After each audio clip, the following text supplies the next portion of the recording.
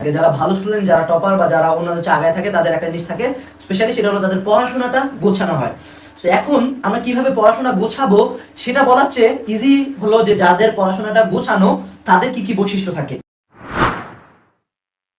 আমাদের মধ্যে যে যদি এই 10টা বৈশিষ্ট্যের মধ্যে অ্যাটলিস্ট 5+ বৈশিষ্ট্য থাকে, আমরা ধরে নিব আমাদের পড়াশোনা মোটামুটি গোছানো। বা যদি আমরা 5-এর চেয়ে কম বৈশিষ্ট্যের অধিকারী হই বা একটাও যদি না থাকে, তাহলে অবশ্যই আমরা নিজেদেরকে গোছায় নেওয়ার চেষ্টা করব।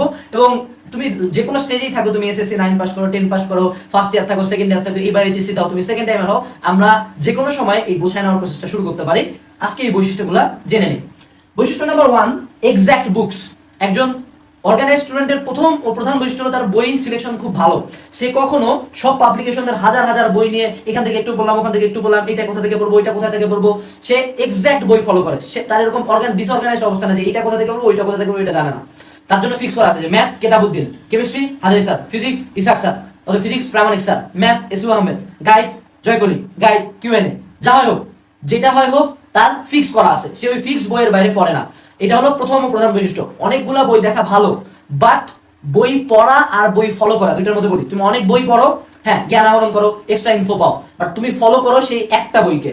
সো এখন যদি তোমার এক্সাক্ট বই না থাকে, এখন থেকে আজকে বসবা, বসে এক্সাক্ট বইয়ের বুক লিস্ট করবা যে আমি এই সাবজেক্টে এই বই থেকে পড়ি। আমার ঢাকা ভার্সিটি পরীক্ষা 7 দিন আগে আমার টেবিলের সামনে 4টা মাত্র বই ছিল। 4টা মাত্র বই, 4টা না কয়েকটা ছিল, এক এক ভিডিওতে এক এক বলি, সমস্যা নাই, বাট খুব কম বই ছিল। নট লাইক এতগুলা বই, এই কোশ্চেন ব্যাংক, এই শিট, হ্যান ত্যান, আমি পাগল হয়ে যেতাম না। আমার সবকিছু এক্সাক্ট করা ছিল। Point number 2, combined books for multiple books. তার মানে তুমি যদি কোনো একটা বইয়ে, যেমন কি আমাদের ইন্টারের সিলেবাসটা এরকম যে আমাদেরকে মাল্টিপল রাইটার্স ফলো করতে হয়, এরকম কেমিস্ট্রির ক্ষেত্রে কখনোই হবে না যে একটা রাইটার পড়ে তুমি সব ইনফো পাই যাবা। তাই যদি তুমি একাধিক রাইটার ফলোই করো, তুমি যেটা করতে পারো সেটা হলো কম্বাইন্ড বুকস বানাইতে পারো। আমার কেমিস্ট্রি বইটা এমন ছিল যে এগুলাকে বলতাম প্রেগনেন্ট বই, এত মোটা হয়ে যেত এক একটা বই। ভিতরে আলাদা করে অন্য বই থেকে পৃষ্ঠা কাটে ঢুকাইতাম, নিজের নোট লিখে নোট ঢুকাইতাম, গাইডের পৃষ্ঠা ছেড়ে কাটে ঢুকাইতাম। এরকম করে করে আমার কেমিস্ট্রির যেই চ্যাপ্টারটা যত জায়গা থেকে পড়ছি সব জায়গায় ইনফো আনে ওই বইটাতে ঢুকে, বইটা এত মোটা হয়ে যেত। এন্ড আমার পরীক্ষার আগের দিন একটা স্যাটিসফ্যাকশন থাকতো যে না, আমাকে অন্যদের মতো পরীক্ষার আগের দিনটাতে পাগল হতে হবে না, 4টা বই পড়তে হবে না, আমি একটা বই পড়ে যাবো, ওই একটা বই থেকে কোশ্চেন কমন পাবো।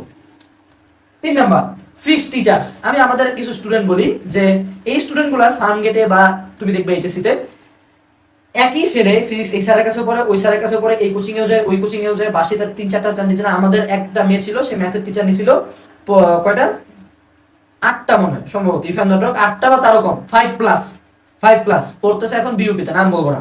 এখন কথা হলো বিইউপিতে পড়া খারাপ না, বাট 8টা টিচার অনুযায়ী আমাদের এক্সপেকটেশন কি যে তুমি তো কাপায় রেখে দিবা, বাট তার ম্যাথই +2 উঠে গেছিল এইচএসসিতে।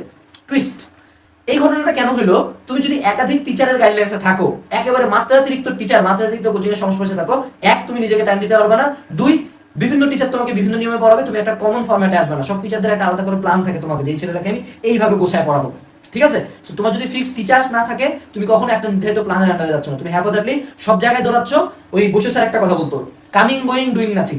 সারাদিন 6টা প্রাইভেট পড়তেছো, নিজেকে 6 মিনিট টাইমও দাও না, দেখবা ইন্টার ফার্স্ট ইয়ার চলে গেছে, সেকেন্ড ইয়ার চলে গেছে, তুমি জাস্ট ব্যাচে গেছো, আসছো, তোমার পড়াশোনা কিছু হয়নি। এখন থেকে ফিক্সড টিচার করবা। আমার ইন্টার লাইফে from the first day till the day I sit on my BUET exam, আমার টিচার ফিক্স ছিল। ম্যাথের একজন টিচার, কেমিস্ট্রি একজন টিচার, ফিজিক্সের একজন টিচার, ম্যাথের একটা ব্যাচ, ফিজিক্সের একটা ব্যাচ, কেমিস্ট্রি একটা ব্যাচ, একটা কোচিং সেন্টার। অনেক জায়গায় এক্সাম দিতাম, বাট ফলো করতাম একটা coaching centre.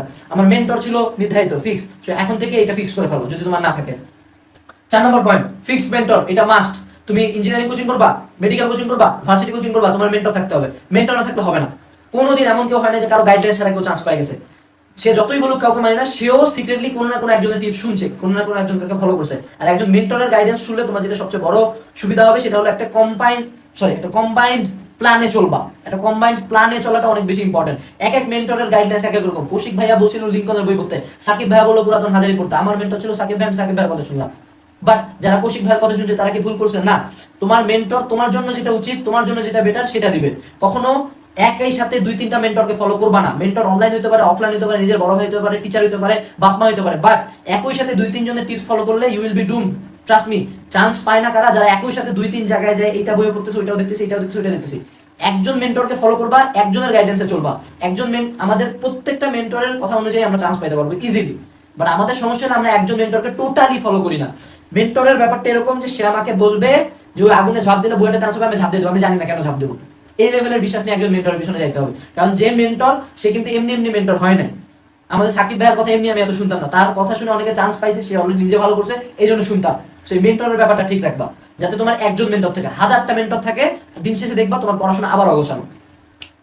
Fixed online guideline, আমাদের এই ভিডিও দেখা প্রায় 90% পোলাপাইন আছে, আমার ভিডিও দেখে আরো সব জায়গায় ভিডিও দেখে, সমস্যা সেটা না, ভিডিও দেখা সেটা সমস্যা না, সমস্যা হলো সে আমার গাইডলাইনও ফলো করে, ওই ভাইয়েরও গাইডলাইন ফলো করে, এই ভাইয়েরও গাইডলাইন ফলো করে, ওই ভাইয়েরও গাইডলাইন ফলো করে, সে এখানেও কোর্স করে, ওখানেও কোর্স করে, এখানেও কোর্স করে, সেখানেও এক্সাম দেয়, ওখানেও এক্সাম দেয়, এখানেও এক্সাম দেয়। আমার প্রশ্ন সেটা না যে সে এতগুলো ফলো করে, আমার প্রশ্ন এত টাইম কোথায়?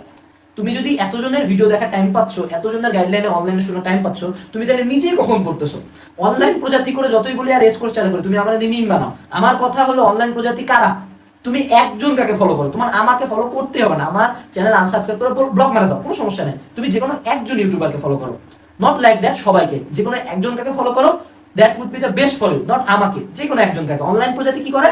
সব জায়গায় দৌড়ায় বেড়ায়, সব ভিডিও দেখতেছে, আর দিন শেষে তার পুরো দিনটা ইউটিউবে চলে যাচ্ছে। তুমি একজনের ভিডিও দেখো, তোমার একজনের ইউটিউবের ভিডিও দেখতে সারাদিন হয়তো 3 ঘন্টা লাগলো, বাকি 7 ঘন্টা 10 ঘন্টা যদি তোমার পড়ার টাইমে, বাকি 7 ঘন্টা টাইম পাচ্ছ।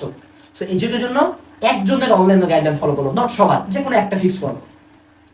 Fix target, that's a very mandatory thing. ইন্টারে উঠে এক দলকে পাবো, ফার্স্ট ইয়ার উঠে আসলে আমি জানি না কি বইটা কোচিং করবো, মেডিকেলের কোচিং করবো, আসলে জানি না কই পড়বো। এই মেন্টালিটিটা দুই দলের থাকে, এক হলো যারা over arrogant, over confident, over talented, যারা বই মেডিকেল ইজিলি দুইটাতে পাবে, তাদের মেন্টালিটি থাকে। এই পার্সেন্টটা কত? 1%। আর দুই, যারা কোথাও চান্স পাবে না, ও এখনো জানি না ও কিসের কোচিং করবে। তুমি যদি ইন্টার সেকেন্ড ইয়ারে থাকো অথবা এই বছর এইচএসসি দিবা, তোমার যদি এখন পর্যন্ত মনে না হয় যে ভাই আমি কিসের কোচিং করবো, আমি কিসে পড়তে চাই আদৌ, তুমি যদি ফিক্সড টার্গেট না থাকে, তাহলে ভাই হবে না, ট্রাস্ট মি, হবে না। তুমি কখনো ওই দলের অন্তর্গত না, যদি ওই দলের অন্তর্গত হও কংগ্রেস, আর তুমি যদি এই দলের অন্তর্গত হও যে আমি এখন জানি না কি করবো, এটা হইলো কিসের যে কোচিং করবো।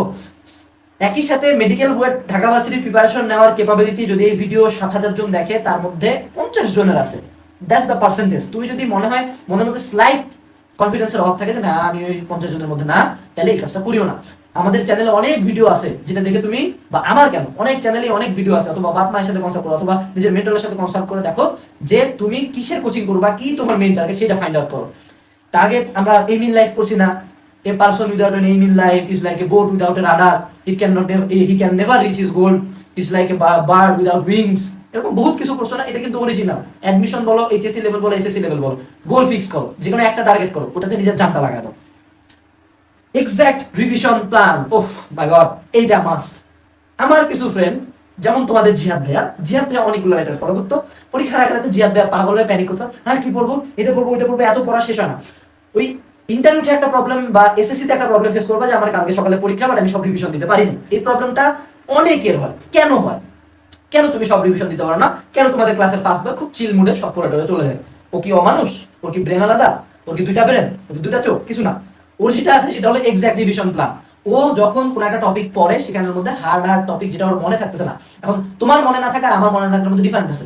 আমি সূত্র মনে রাখতে পারি, তথ্য মনে রাখতে পারি না। তুমি সূত্র মনে রাখতে পারো না, তথ্য মনে রাখতে পারো। তোমার রিভিশন প্ল্যান, আমার রিভিশন প্ল্যান ডিফারেন্ট। নিজের জন্য যখন তুমি কোনো একটা টপিক পড়বা, পরীক্ষার আগের দিন কি কি পড়বা, কোন বইটা পড়বা, কোনটুকু পড়বা, এটা হইতে পারে এসএসসি পরীক্ষা।